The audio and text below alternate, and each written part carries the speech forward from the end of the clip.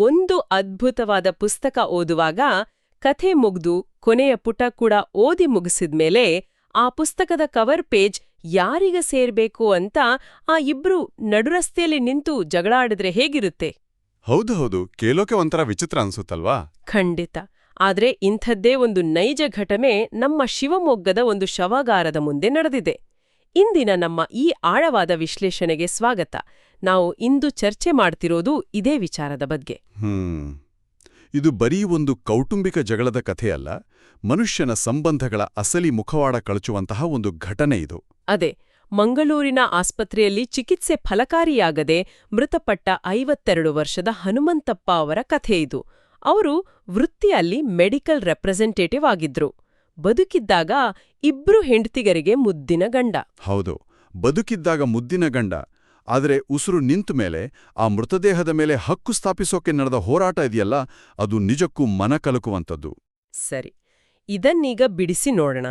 ನಾವು ಈ ವಿಶ್ಲೇಷಣೆಯಲ್ಲಿ ಅರ್ಥ ಮಾಡ್ಕೋಬೇಕಾಗಿರೋದು ಏನ್ ಗೊತ್ತಾ? ಮನುಷ್ಯ ಬದುಕಿದ್ದಾಗ ಸಿಗದ ಪ್ರಾಮುಖ್ಯತೆ ಸತ್ತ ಮೇಲೆ ಆತನ ದೇಹ ಕೇವಲ ಒಂದು ವಸ್ತುವಾಗಿ, ಅಹಂಕಾರದ ದಾಳವಾಗಿ ಹೇಗೆ ಬದಲಾಗುತ್ತೆ ಅನ್ನೋದನ್ನ. ನಿಜ. ಇದು ನಮ್ಮೆಲ್ಲರಿಗೂ ಕಾಡುವ ಒಂದು ಪ್ರಮುಖ ಪ್ರಶ್ನೆಯನ್ನು ಹುಟ್ಟುಹಾಕುತ್ತೆ.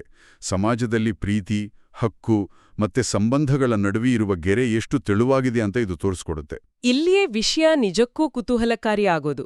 ಮಂಗಳೂರಿನಿಂದ ಶಿವಮೊಗ್ಗಕ್ಕೆ ತಂದ ಮೃತದೇಹಕ್ಕೆ ಗೌರವಯುತವಾಗಿ ಅಂತ್ಯ ಸಂಸ್ಕಾರ ಮಾಡೋ ಬದಲು ಶವಾಗಾರದ ಮುಂದೆ ಆ ಹಕ್ಕುಗಳ ಕಿತ್ತಾಟ ಶುರುವಾಗುತ್ತೆ.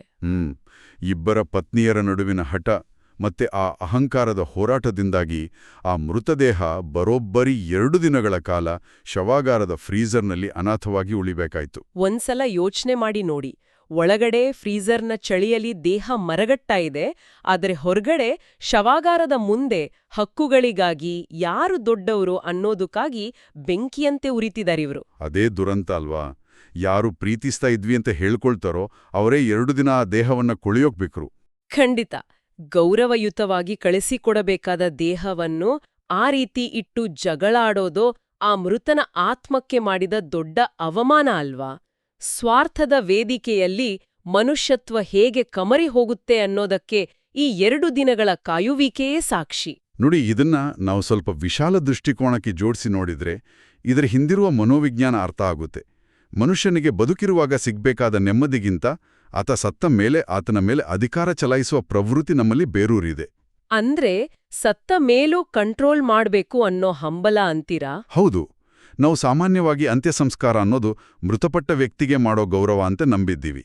ಆದರೆ ಸಮಾಜಶಾಸ್ತ್ರದ ಪ್ರಕಾರ ಹೇಳೋದಾದ್ರೆ ಅಂತ್ಯ ಸಂಸ್ಕಾರಗಳು ಸತ್ತವರಿಗಾಗಿ ಮಾಡೋ ಪ್ರಕ್ರಿಯೆ ಅಲ್ಲ. ಹೌದಾ? ಮತ್ತೆ ಯಾರಿಗಾಗಿ ಮಾಡೋದು? ಅವು ಬದುಕಿರೋರಿಗಾಗಿ ಮಾಡೋ ಪ್ರಕ್ರಿಯೆ. ಮನುಷ್ಯ ಸತ್ತಾಗ ಆತನ ಕತೆ ಮುಗೀತು. ಆದರೆ ಬದುಕಿರೋರು ಸಮಾಜದ ಮುಂದೆ ತಮ್ಮನ್ನ ತಾವು ಹೇಗೆ ಪ್ರೊಜೆಕ್ಟ್ ಮಾಡ್ಕೊಳ್ತಾರೆ ಅನ್ನೋದಕ್ಕೆ ಇದೊಂದು ವೇದಿಕೆ. ಓಹೋ, ಅಂದ್ರೆ ಯಾರು ಚಿತೆಗೆ ಬೆಂಕಿ ಇಡ್ತಾರೆ, ಯಾರು ಮುಂದಿನ ಸಾಲಿನಲ್ಲಿ ನಿಲ್ತಾರೆ ಅನ್ನೋದು ಮುಖ್ಯ ಆಗುತ್ತೆ. ಖಂಡಿತ.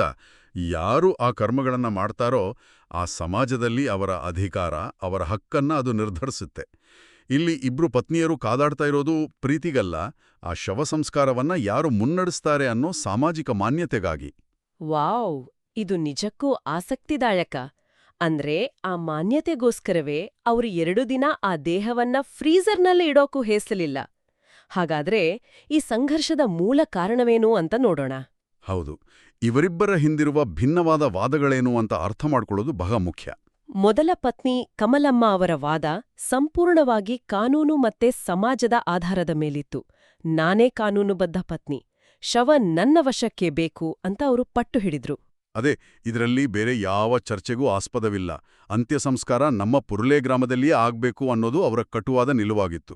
ಆದ್ರೆ ಎರಡನೇ ಪತ್ನಿ ಪ್ರತಿಭಾ ಅವರ ವಾದ ಸಂಪೂರ್ಣವಾಗಿ ಬೇರೆ ಇತ್ತು. ಅವರ ವಾದ ನೈತಿಕತೆ ಮತ್ತೆ ಆ ಆರೈಕೆಯ ಆಧಾರದ ಮೇಲಿತ್ತು. ಹೌದು, ಕಳೆದ ಕೆಲವು ವರ್ಷಗಳಿಂದ ಹನುಮಂತಪ್ಪನವರು ಬ್ರೈನ್ ಸ್ಟ್ರೋಕ್ ಆಗಿ ತೀವ್ರ ಅನಾರೋಗ್ಯದಿಂದ ಬಳಲುತ್ತಾ ಇದ್ದಾಗ ಹಗಲುರುಳು ಸಾಕಿಸಲಾಗಿದ್ದು ಇದೇ ಪ್ರತಿಭಾ. ಬದುಕಿದ್ದಾಗ ಕಷ್ಟದ ದಿನಗಳಲ್ಲಿ ಆಸರೆಯಾಗಿದ್ದ ತಮಗೆ ಸತ್ತ ಮೇಲೂ ಸಾರಥ್ಯ ವಹಿಸುವ ಹಕ್ಕಿದೆ ಅಂತ ಅವರು ವಾದ ಮಾಡಿದ್ರು. ಅಂತ್ಯ ಸಂಸ್ಕಾರ ರೋಟರಿ ಚಿತಾಗಾರದಲ್ಲಿ ನಡಿಬೇಕು ಅನ್ನೋದು ಅವರ ಬೇಡಿಕೆಯಾಗಿತ್ತು. ನಿಜ. ಇದು ಒಂಥರ ಕಾನೂನು ವರ್ಸಸ್ ನೈತಿಕತೆ ನಡುವಿನ ಯುದ್ಧ ಇದ್ದ ಹಾಗೆ ಇತ್ತು. ಹಾಗಾದ್ರೆ ಇದೆಲ್ಲದರ ಅರ್ಥವೇನು? ನನಗೊಂದು ಉದಾಹರಣೆ ನೆನ್ಪಾಗ್ತಾ ಇದೆ.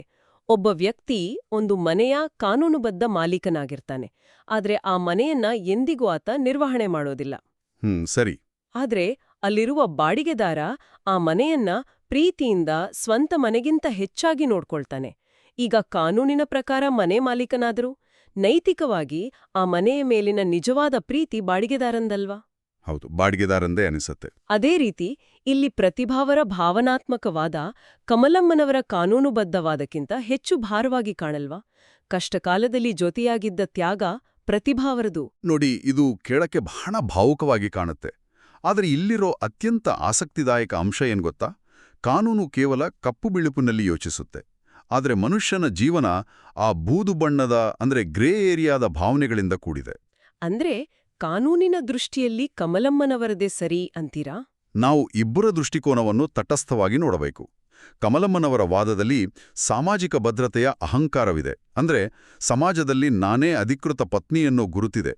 ಆ ಶವ ಬಿಟ್ಕೊಟ್ರೆ ಸಮಾಜದ ದೃಷ್ಟಿಯಲ್ಲಿ ಅವರ ಅಸ್ತಿತ್ವವೇ ಇಲ್ಲದಂತಾಗತ್ತೆ. ಓಹೋ, ಆ ಸಾಮಾಜಿಕ ಮುಖಭಂಗವನ್ನ ತಪ್ಪಿಸಿಕೊಳ್ಳುವ ಹೋರಾಟ ಅವರದು. ಖಂಡಿತ. ಇನ್ನೊಂದೆಡೆ ಪ್ರತಿಭಾ ಅವರ ವಾದದಲ್ಲಿ ತ್ಯಾಗದ ಅಹಂಕಾರವಿದೆ. ಕಷ್ಟಕಾಲದಲ್ಲಿ ಬ್ರೈನ್ ಸ್ಟ್ರೋಕ್ ಆದಾಗ ನಾನು ಜೊತೆಯಾಗಿದ್ದೆ, ಹಾಗಾಗಿ ಕೊನೆಯ ಹಕ್ಕು ನನ್ನದೇ ಅನ್ನೋ ಹಠ. ಹೌದು ಹೌದು, ಇಬ್ಬರ ವಾದಗಳಲ್ಲೂ ಅವರದ್ದೇ ಆದ ನ್ಯಾಯವಿದೆ. ಆದ್ರೆ ಅದು ಮೃತದೇಹದ ಮುಂದೆ ಪ್ರದರ್ಶನ ಆಗ್ತಾ ಇರೋದು ದುರಂತ ಅಲ್ವಾ? ಅದೇ ದುರಂತ. ಈ ಹಠ ಮತ್ತೆ ಅಹಂಕಾರಗಳು ಮಿತಿ ಮೀರಿದಾಗ ಬೀದಿಯಲ್ಲಿದ್ದ ಜಗಳ ನೇರವಾಗಿ ಜಯನಗರ ಪೊಲೀಸ್ ಠಾಣೆಯ ಮಿಟ್ಟಿಲೇರಿತು. ಶಿವಮೊಗ್ಗದ ಜಯನಗರ ಪೊಲೀಸ್ ಠಾಣೆಯ ಆವರಣದಲ್ಲಿ ಬಿಗುವಿನ ವಾತಾವರಣ. ತೀವ್ರವಾಗ್ವಾದ ಶುರುವಾಯಿತು. ಶವದ ಹಕ್ಕಿನ ಜೊತೆಗೆ ಆ ಅಂತ್ಯ ಸಂಸ್ಕಾರದ ಸ್ಥಳದ ಬಗ್ಗೆಯೂ ಗೊಂದಲ. ಪುರ್ಲೆ ವರ್ಸಸ್ ರೋಟರಿ ಚಿತಾಗಾರ ಅಂತ.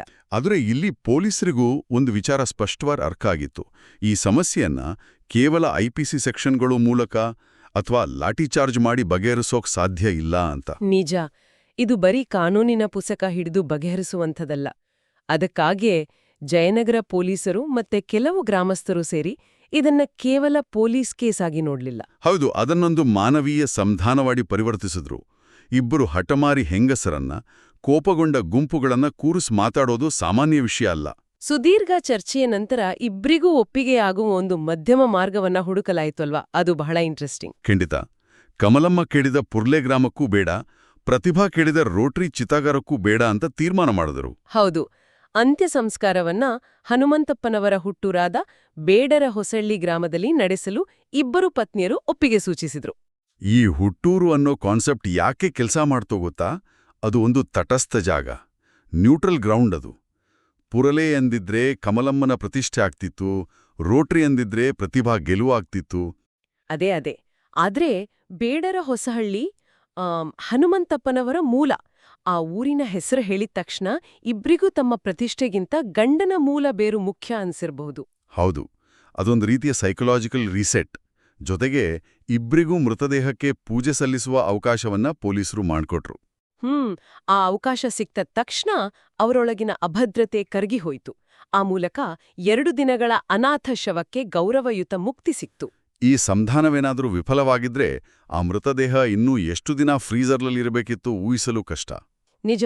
ಈ ಇಡೀ ವಿಶ್ಲೇಷಣೆಯಿಂದ ನಮ್ಗೆ ಸಿಗುವ ಪಾಠ ಏನಂದ್ರೆ, ಸಂಬಂಧಗಳು ಕೇವಲ ಆಸ್ತಿ, ಅಧಿಕಾರ ಅಥವಾ ಹಕ್ಕುಗಳ ಮಂಡನೆ ಅಲ್ಲ. ಖಂಡಿತ ಅಲ್ಲ.